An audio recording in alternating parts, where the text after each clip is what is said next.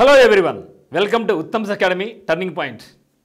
మరి మన ఈరోజు 2025 నూతన సంవత్సరంలోకి అడుగుపెట్టడం జరిగింది. మీకు అందరికీ కూడా శుభాలు జరగాలని, మీరు ఏమైతే అనుకున్నారో అవన్నీ కూడా నెరవేరాలని మనస్ఫూర్తిగా నేను మొక్కుంటున్నాను. అయితే మరి మనం గతంలో ఏమైతే చేశామో దాన్ని కొంచెం పక్కన పెట్టేసేయండి. మనకేమైనా జరిగినటువంటి నెగిటివిటీస్ అయితేనేమి, ప్రతికూలతలు అయితేనేమి పక్కన పెట్టేసి మరి ఈ యొక్క 2025లో మనం ఖచ్చితంగా ఏమైతే ప్రిపరేషన్ కొనసాగిస్తున్నామో వాటిని బాగా మెరుగుదిద్దుకొని మంచిగా మిగతా వాళ్ళకంటే మనం ముందు ఉండాలనేసి, అదే మాదిరిగా మరి గతంలో ఏ తప్పులైతే చేశామో ఆ తప్పులు మళ్ళీ రిపీట్ కాకుండా, ఎందుకంటే మళ్ళీ రిపీట్ అయినాయి అనుకోండి, సో రిపీట్ అయితే ఆ యొక్క తప్పులు మళ్ళీ రిపీట్ అయితే మనకు ఎటువంటి ప్రయోజనం ఉండదు. మరొక సంవత్సరం 2025 క్యాలెండర్ కూడా అట్లా మారిపోతుంది. కానీ మనం మాత్రం మారం, మన పరిస్థితులు మారవు, మన గోల్ మారదు.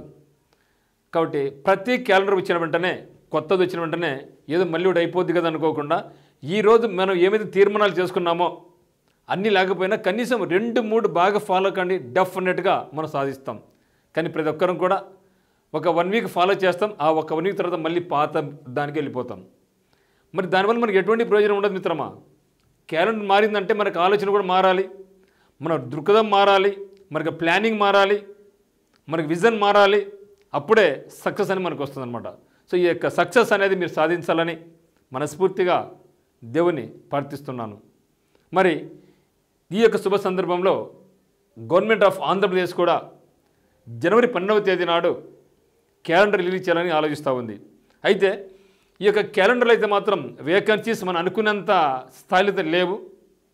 చాలా తక్కువ పోస్టులతోనే క్యాలెండర్ రిలీజ్ అవుతున్నట్టుగా తెలుస్తూ ఉంది.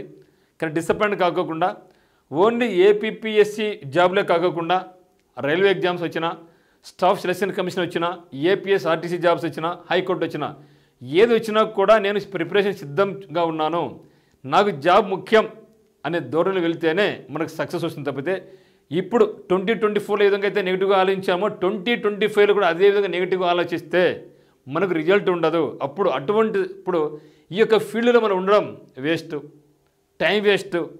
కాబట్టి పేషెన్స్ ఉంది నాకు, ఖచ్చితంగా అచీవ్ చేయగలను అంటేనే ఈ యొక్క ఫీల్డ్లో నిలబడగలగాలి మనం. సో లేకోకుంటే ఏదో మరొకసారి సంవత్సరం వేస్ట్ అయిపోయిలే, వాళ్ళు తిట్టుకుంటా వీళ్ళని తిట్టుకుంటూ నిందించుకుంటూ ఉంటే ఎటువంటి ప్రయోజనం ఉండదు.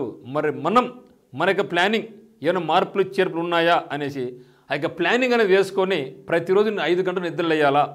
మనకు ఏమైతే గోల్ అయితే ఉందో ఆ యొక్క గోల్ నెరవేరాలంటే గుర్తుపెట్టుకోండి మిత్రమా, మీరు లేచిన వెంటనే అట్లీస్ట్ 1 అవర్ మీకు గోల్ మీద ఫోకస్ చేయాలి.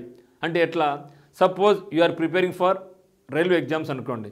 సో మార్నింగ్ లేచిన వెంటనే రైల్వేది 1 అవర్ చదవాలి. ఆ తర్వాతనే సపోజ్ ఒక ఫారెస్ట్ దండిగా పడుతున్నాయి, ఫారెస్ట్ పడుతుంటే మీరు ఫారెస్ట్ ప్రిపేర్ అవుతూ ఉంటే ఇక ఫారెస్ట్ సబ్జెక్ట్ని దాదాపు మీరు 1 అవర్ లేదా 2 అవర్స్ మీరు మార్నింగ్ లెసన్ చదవాలి.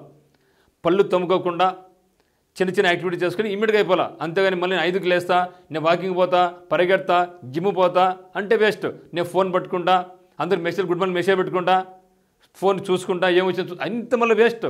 సో ఏమీ లేకుండా జస్ట్ లేచినాం, పళ్ళు కూడా తోమగమ్మకండి, జస్ట్ ఫ్రెష్ అప్ అయిపోయినంతవరకే ఒక 2-3 గ్లాసులు నీళ్ళు తాగండి, కూర్చోండి.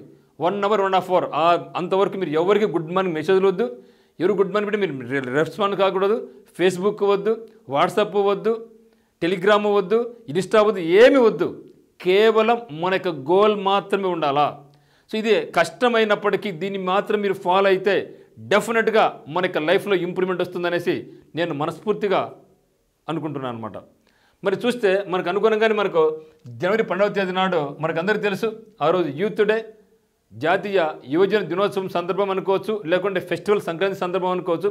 గవర్నమెంట్ ఆఫ్ ఆంధ్రప్రదేశ్ అయితే మాత్రం మనకు క్యాలెండర్ ఇవ్వడానికి అయితే సిద్ధపడింది అనమాట. అయితే నాకు తెలిసి ఈసారి గ్రూప్ 1 అండ్ గ్రూప్ 2 పోస్ట్ అయితే మాత్రం ఉండకపోవచ్చు.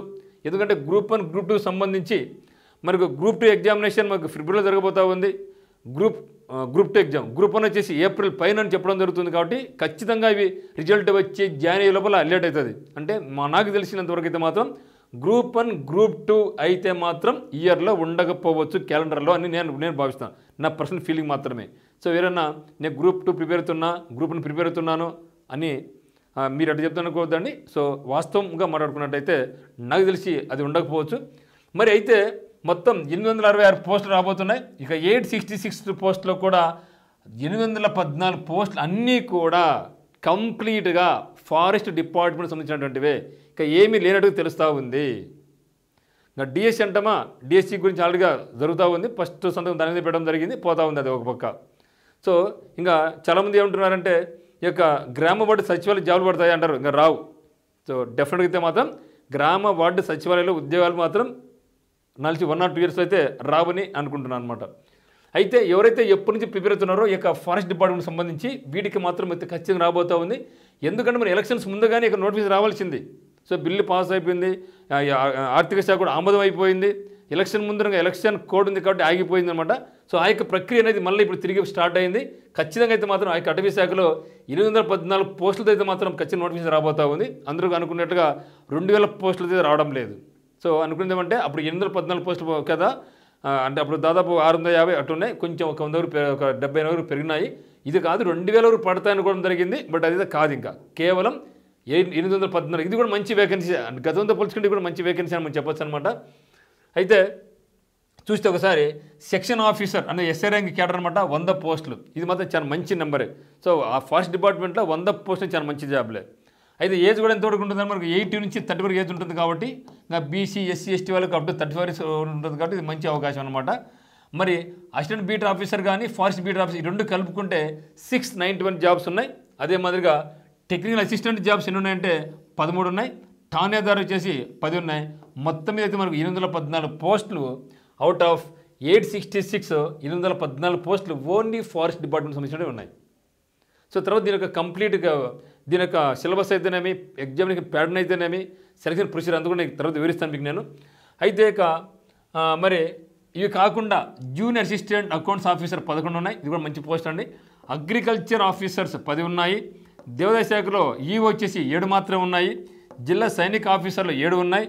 మరి లైబ్రరీలో సంబంధించినవి 2 ఉన్నాయి. హార్టికల్చర్ డిపార్ట్మెంట్ ఆఫ్ ఆఫీసర్స్ 2 ఉన్నాయి. మరి ఫిషరీస్ సంబంధించి మత్స్యశాఖకు సంబంధించి అసిస్టెంట్ ఇన్స్పెక్టర్ 3 ఉన్నాయి. మరి టెక్నికల్ అసిస్టెంట్ నీటిపారుదల శాఖలు 4 ఉన్నాయి. ఇవి మాత్రమే ఉన్నాయి, అంటే చాలా తక్కువ నెంబర్ ఉన్నాయి. మరి పెద్ద నోటిఫికేషన్ ఏది అంటే ఎవరైతే దీన్ని ప్రిపేర్ అవుతున్నారో పోలీస్ డిపార్ట్మెంట్ పరంగా వాళ్ళకైతే మాత్రం ఇది అద్భుతమైన అవకాశం అనమాట. సో ఈ యొక్క అవకాశాన్ని మీరు జారి విడుచుకోవద్దండి. మరి దీనికి సంబంధించి మన దగ్గర కోచింగ్ ఉందంటే ఎస్ ఉంది. గతంలో మంది జిల్లా ఫస్ట్ సెకండ్ ర్యాంక్ థర్డ్ ర్యాంక్లో మనకు రావడం జరిగింది మనకి ఇన్స్టిట్యూట్ టర్నింగ్ పాయింట్ అది. మరి ఇప్పుడు దీనికి సంబంధించి ఆఫ్లైన్ కోచింగ్ మన దగ్గర ఉందన్నమాట. సో ఎప్పుడు బ్యాచ్ స్టార్ట్ ఉందంటే ఇప్పుడు మనకు వచ్చేది మనకు 12th కాబట్టి నోటిఫికేషన్, తర్వాత 12, 13, 14, 15 పండుగ ఉంది కాబట్టి 20వ తేదీ మండే 20th జనవరి 2025 నాడైతే మాత్రం మనకు జరగబోతూ ఉంది బ్యాచ్ ఇక్కడ స్టార్ట్ చేయబోతున్నాం. మరి అదేవిధంగా ఏపీ హైకోర్టు సంబంధించింది మనకు ఈ యొక్క క్యాలెండర్ అయితే రాదనమాట ఇది. ఎందుకంటే ఏపీ హైకోర్టు సంబంధించింది ఇది కోర్టు వాళ్ళు చూస్తుంటారు కాబట్టి అది ఏపీ బేస్ అయితే రాదు. సో దీనికి సంబంధించి అయితే మాత్రం నోటిఫికేషన్ రావడం పక్క.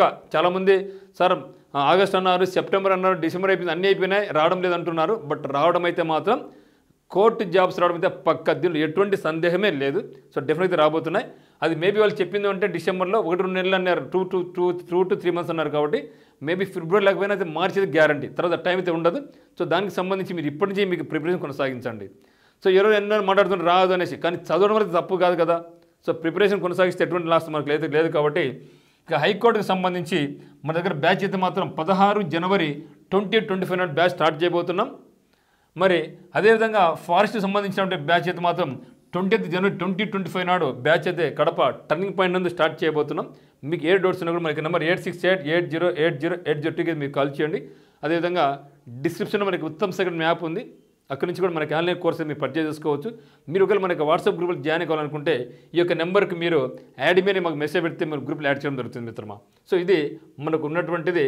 అయితే ఈ పోస్టులు కాకోకుండా ఇంకా లాంగ్ టర్మ్ ప్రణాళికలో ఖచ్చితంగా ఆంధ్రప్రదేశ్ గవర్నమెంట్ అన్ని రకాల పోస్టులు ఏమైతే ఉన్నాయో అన్ని రకాల పోస్టులు ఫిలప్ చేయాలని మరి నిరుద్యోగ అంతా కోరుకుంటా ఉందన్నమాట. మరి అందరూ అనుకుంటే ఈ తక్కువ పోస్టులు అనమాట ఇది, కానీ నిరుద్యోగ యువత అయితే మాత్రం ఎన్నో ఆశలు పెట్టుకొని కొత్త గవర్నమెంట్ను ఎంపిక చేసుకోవడం జరిగింది. మరి దానికి అనుగుణంగానే ఇప్పుడున్నటువంటి కూటమి ప్రభుత్వం మరి మన ముఖ్యమంత్రి నారా చంద్రబాబు నాయుడు గారు దీన్ని దృష్టి వహించి ఇంకా ఎక్కువ పోస్టులు వచ్చే విధంగా నోటిఫికేషన్స్ ఇక క్యాలెండర్ ఇవ్వాలనేసి అందరూ కూడా కోరుకుంటున్నారు. సో ఇది మిత్రమా. సో కాబట్టి ఈ యొక్క నూతన శుభ సందర్భంగా మరొకసారి మీకు అందరికీ కూడా నూతన సంవత్సర శుభాకాంక్షలు తెలియజేసుకుంటున్నాను. ఈ రోజు నుండి మీరు చేసే ప్రణాళిక, ప్రతి అడుగు మీ యొక్క లైఫ్ని చేంజ్ చేయాలి, మీరు కూడా మారాలి. సో ఎప్పుడు నెగిటివిటీ లాగోకుండా పాజిటివ్ వైపు ముందుకెళ్ళండి. ఖచ్చితంగా సక్సెస్ మంది అవుతుంది. సో అందరికి all the very best. Thank you.